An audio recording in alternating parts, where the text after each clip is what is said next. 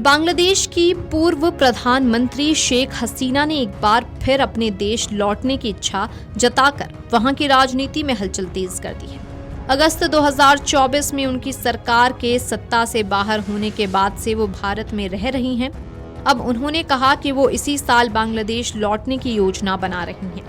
हसीना ने यह भी कहा कि उन्हें मौत का कोई डर नहीं है। उनके इस बयान के बाद बांग्लादेश की सियासत में बहस तेज हो गई है और सत्तारूढ़ दल और विपक्षी नेताओं की प्रतिक्रियाएं सामने आने लगी हैं। शेख हसीना का ये बयान ऐसे समय में आया जब बांग्लादेश में प्रतिबंधित अवामी लीग के दोबारा सक्रिय होने की चर्चाएं तेज हैं।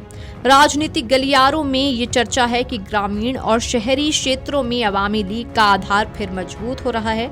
इसी बीच मौजूदा सरकार ने स्थानीय निकाय चुनावों में अवामी लीग से जुड़े नेताओं को निर्दलीय उम्मीदवार के रूप में चुनाव लड़ने की अनुमति दी है।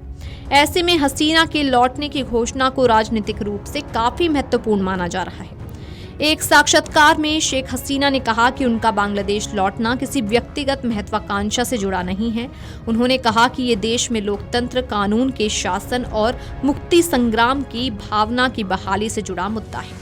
हसीना ने कहा कि अवामी लीग केवल एक राजनीतिक संगठन नहीं बल्कि एक ताकत है। उन्होंने अल्पसंख्यकों पर होने वाले हमलों को बांग्लादेश की स्वतंत्रता पर हमला बताया। उन्होंने ये भी कहा कि वो इस साल अपने देश जरूर लौटेंगे।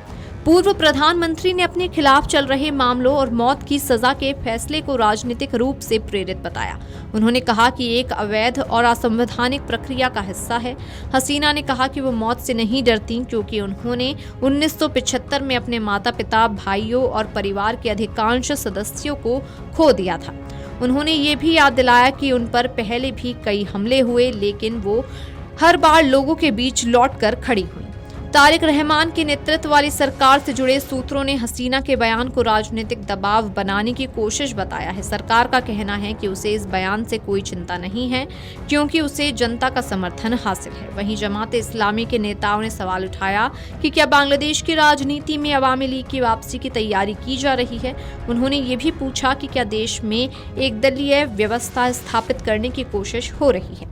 शेख हसीना ने मौजूदा सरकार और पूर्व अंतरिम प्रशासन की आलोचना करते हुए कहा कि देश में लोकतंत्र और कानून का शासन कमजोर हुआ है। उन्होंने आरोप लगाया कि देश में सुरक्षा की स्थिति खराब हुई है, अर्थव्यवस्था कमजोर पड़ी है और अल्पसंख्यक लोगों पर हमले बढ़े हैं। साथ ही उन्होंने ये भी कहा कि बांग्लादेश में कट्टरपंथ का प्रभाव बढ़ रहा है।